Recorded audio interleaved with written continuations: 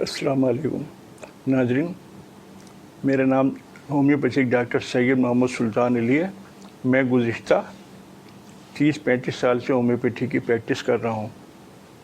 मैंने अपनी इस कैरियर के अंदर बहुत से केस किए हैं जो ख़ासकर सर्जरी के और ज़हनी और जिस्मानी इलाजों के हैं। इसके साथ साथ मैं नफ्सियाती केस भी बड़े आराम से कर लेता हूँ, जैसे खौफ, डर या किसी चीज़ से नफ़रत होना, किसी चीज़ को पसंद करना, नापसंद करना वगैरह वगैरह। सर्जरी केसेस में मैं ज़्यादातर जो केस कर चुका हूँ वो टॉन्सिलाइटिस, गले का दुखना, बवासीर, प्रोस्टेट ग्लैंड की तकलीफ़ और अमराज निस्वां, रहम और पिस्तानों की रसौलियाँ ख़ास हैं। जबकि जिस्मानी केसेस में जो आम बीमारियां होती हैं जैसे खांसी, नज़ला, ज़ुकाम, बुखार, पेट ख़राब होना, इसहाल वगैरह, और इसके साथ साथ जो स्पेशल अलामतें आती हैं कि फ़लाँ टाइम पे मुझे फ़लाँ तकलीफ़ होती है, फ़लाँ टाइम पे मुझे फ़लाँ तकलीफ़ होती है और फ़लाँ वक्त मैं ठीक हो जाता हूँ, या दिन में तकलीफ़ होती है, रात में तकलीफ़ होती है वगैरह वगैरह। इस किस्म के केस भी बड़े आसानी से होम्योपैथी में हल किए जाते हैं। मेरा तरीक़ा इलाज होम्योपैथी में सिंपल और क्लासिकल होम्योपैथी वाला है, जिसमें हम कहते हैं सिमलिया सिमलीबस कुरंटर, जैसे इलामतें उसके मुताबिक दवा। हाँ, बस इतना मैं ज़रूर करता हूँ कि दवा के साथ कुछ मुमकिना परहेज़ और ग़िज़ा का तयन ज़रूर करता हूँ, जिससे मरीज़ आराम से अपना इलाज करा सके और जल्दी शिफा याब हो जाए।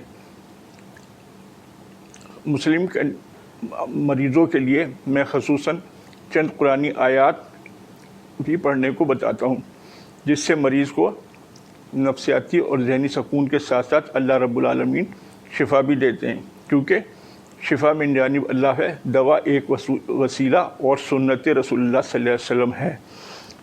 इसके तहत मैंने देखा कि बहुत से अमराज तो ऐसे हैं जो सिर्फ दुआ और ग़िज़ा से ही ठीक हो जाते हैं। दवा की ज़रूरत ही नहीं होती, सिर्फ बंदे की तसल्ली कर दो और दवा दे दो। और रसूलुल्लाह सल्लल्लाहु अलैहि वसल्लम की हदीस है मुस्लिम शरीफ में, लिकुल्लिन दाइन दवा फ़इज़ा असीबु दवा अद्दा बर्रा बिइज़्निल्लाह ताला। अल्लाह ताला ही शिफा देता है और बीमारी को वही ख़त्म करता है। मरीज़ को उसकी अलामतों के मुताबिक दवा देनी चाहिए।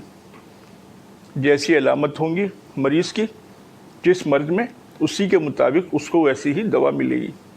ख़ासकर अगर कोई कहता है कि मेरे सिर में दर्द है, तो हम उसे सिर के दर्द की अलामतें लेना शुरू करेंगे कि किस साइड है, किस वक्त है, कब है और कैसा दर्द है। उसके मुताबिक, इन मॉडलिटीज़ के मुताबिक हम उसको दवा देते हैं। ये मॉडलिटीज़ हमारे लिए बहुत अहम होती हैं, जिसको हम उर्दू में कहते हैं उतार चढ़ाव। यह हर दर्द की अपनी अपनी अलामतें हैं। मसलन अगर सिर के टॉप पे सिर्फ ऊपर दर्द हो, ऐसा हो जैसे कोई कील दाखिल कर रहा है, तो इसकी दवा हम इग्नीशिया आराम से तजवीज़ कर देते हैं और इग्नीशिया से अल्हम्दुलिल्लाह वो ठीक भी हो जाता है। इसी तरह लेफ़्ट साइडेड दर्द जो है सिर के, वो अलग हैं, राइट साइडेड अलग हैं, चेहरे के अलग हैं और पुश्त के अलग हैं। इन अलामतों के मुताबिक ही दवाओं का इंतखाब किया जाता है। इंतखाब में सबसे ज़्यादा ज़रूरत उसकी ख़ास अलामतों को मद्देनज़र रखा जाता है, फिर उसकी आम अलामतें देखी जाती हैं। बहुत से केसेस में मरीज़ जो है वो अपने ख़ानदानी तौर पे बीमारियों को लेके आ जाता है, जिसे हम कह देते हैं कि हेरिडिटी में आया है, इसके ख़ानदान में ये अमराज चले आ रहे हैं। मसलन शुगर बहुत से ख़ानदान में ख़ानदानी तौर पर चली आती है। अब उसको दूर करना ज़रा ज़्यादा मुश्किल होता है। हो तो जाता है, मगर उसके लिए जो हमें ख़ास काम करना होता है उसे हेरिडिटी करैक्टर की दवा ज़रूर दी जाती है, जो लंबे अरसे तक दी जाती है। दवा कोई भी हो, उसके गलत असरात भी हो सकते हैं, अच्छे भी। गलत जब होते हैं जब वो अलामतों के मुखालिफ दवाई दी जाए। अगर अलामतों के मुताबिक दवाई दी जाए तो होम्योपैथी में कभी भी कोई एग्रीवेशन या कोई दवा का साइड इफ़ेक्ट नहीं होता जब ये जब सिर के दर्द की दवा हो, घुटनों के दर्द की दवा दे दी जाए। तो घुटनों के दर्द का था ही नहीं, तो सिर का दर्द था, या पेट के दर्द की दवा हो और उसको हम दे दें कमर के दर्द की दवा, तो कमर के दर्द की दवा और है, पेट के दर्द की दवा और है। इस चीज़ को ख़ास नज़र रखना चाहिए। इसी तरह से हर उम्र में एक ख़ास होती है। बुढ़ापे के अमराज में बुढ़ापे की दवाई देनी चाहिए, बचपन के अमराज में बचपन के अमराज की दवाई देनी चाहिए। मसलन एक बंदा जो 70-80 साल का है, उसकी बीमारियां भूल होना, और एक बच्चा जो 5-6 महीने का है, उसके अमराज हैं पेट ख़राब होना, नज़ला, ज़ुकाम, खांसी वगैरह। अब अगर हम बूढ़े की दवा बच्चे को देंगे या बच्चे के बूढ़े को देंगे तो ज़रूर कुछ ना कुछ ख़राबी होगी। इसी तरह से अमराज निस्वा और अमराज मर्दमा, इनको भी बहुत ख़ास गौर से सुनना चाहिए कि औरतों के बहुत से अमराज ऐसे हैं जो औरतों ही को होते हैं, मर्दों को नहीं होते। अगर हम गलती से मर्दों की दवा औरतों को दे देंगे और औरतों की दवा मर्दों को दे देंगे तो ज़रूर तकलीफ़ में इजाफ़ा होगा और कुछ और चीज़ हो सकती है। इसलिए मरीज़ को चाहिए कि वो डॉक्टर से ख़ुद मिले और ख़ुद अपनी तकलीफ़ सारी बयान करे, और मरीज़ को के साथ जो मालिज है डॉक्टर, उसकी भी ज़िम्मेदारी है कि वो इत्मीनान के साथ उसकी ख़ास अलामतों को नोट करे कि इसको कब हो रहा है, क्या हो रहा है, कहाँ हो रहा है, कैसे हो रहा है, वगैरह वगैरह। ये सारी चीज़ें अलामतें नोट करके फिर उसके मुताबिक जो दवाई बनती है वो देनी चाहिए। अगर हो सके तो रेपेट्राइजेशन कर ले, वरना यह है कि थोड़ी बहुत रेपेट्राइजेशन से ही दवा इंतखाब की जा सकती है, जो बंदे को अजबर याद होता है एक मालिज को।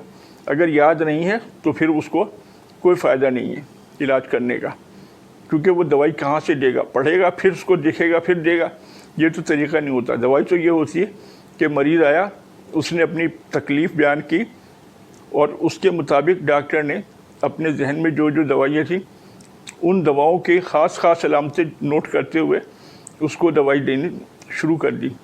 अब दवा दो किस्म की होती है, एक तो दवा का नाम होता है जिस दवा से नाम से वो पहचानी जाती है, दूसरी उसकी ताकत या पोटेंसी होती है। इन दोनों का रिलेशनशिप बहुत ज़रूरी है। बहुत से अमराज में छोटी पोटेंसी काम करती है, बहुत से अमराज में बड़ी पोटेंसी काम करती है। अगर हम बड़ी पोटेंसी की जगह छोटी पोटेंसी देंगे तो भी मसला टेढ़ा हो जाएगा, आसानी से हल नहीं होगा। इसके लिए चाहिए कि हम जैसा मरीज़ आए और जो तकलीफ़ बयान करे उसको गौर से सुने।